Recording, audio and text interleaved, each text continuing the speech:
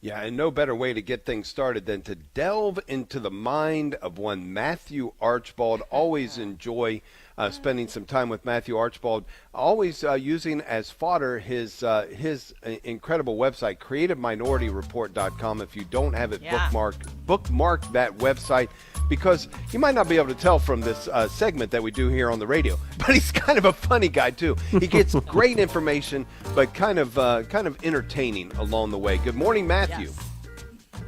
Good morning. I was looking at the gospel for today for the Ascension. Yeah. And it boggles the mind that how did Jesus pick these disciples? I don't think he went through a rigorous process. I've got to be honest. I know he knows everything, but my goodness. So, okay, let's just recap real quick here, okay? Jesus was born. He performed all sorts of miracles. He went to his death, and he rose. He rose from the dead, okay? And they've seen him. And then the gospel today, the 11 disciples went to Galilee to the mountain to which Jesus had ordered them. When they saw him, they worshipped, but they doubted. What is wrong with these guys? Gives us a lot of hope. That's all I got to say. What else do you need, fellas? Right. Exactly. It reminded, there was one time I was praying fervently for something for one of my children. They weren't well, and I was praying, and I came across this card, and in church, and it said, a novena to the little flower, and I was like, I'll do it.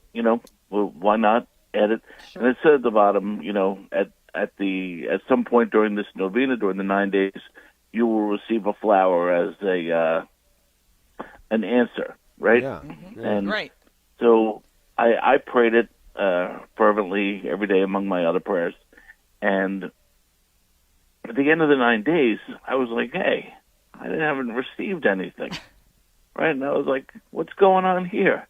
And then I realized on the first day of the novena, my wife had come in from some event with the centerpiece, and when she actually came in, she had all sorts of stuff, and she handed it to me. Oh wow! And it was roses. Day one. And day one, and it was because I wasn't even looking for it yet. You know what I mean? Right. So right. And so I was sitting there like, oh my goodness, a little flower, you really dropped the ball on this one. What's going on here? And she said, listen here, Matthew. Right, exactly. I got this But covered. that is so true, because so often we're just not looking. I mean, stuff is around us, and I always say, you can see evil if you're looking for it, and you can see good if you're looking for it. So it's one of those things of what are we looking for, right? Yeah. Absolutely. In fact, it's funny. I was writing today similarly to that. A lot of people say this younger generation, Generation Z, is very, very conservative. Other people are saying, no, 19% of them are LGBT self-declared. Yeah. Right. What are you looking for? And I was actually thinking to myself that, these young people were forced to look at this stuff. Yeah. When I was a kid, this wasn't even on our radar. Yeah. No. You know what I mean? Mm-hmm. It had nothing to do with us.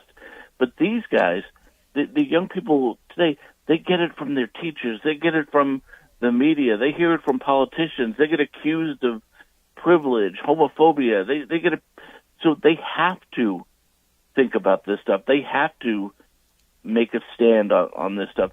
So, on the one sense, things do look worse. 19% of a generation considers themselves same-sex. Right. That's a disaster.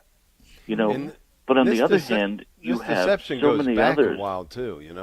Even to our age, I just think about it in my own health class. I remember them saying 1 in 10 guys are gay. So we're in a class of 24 guys, and we're going, well, wait a minute.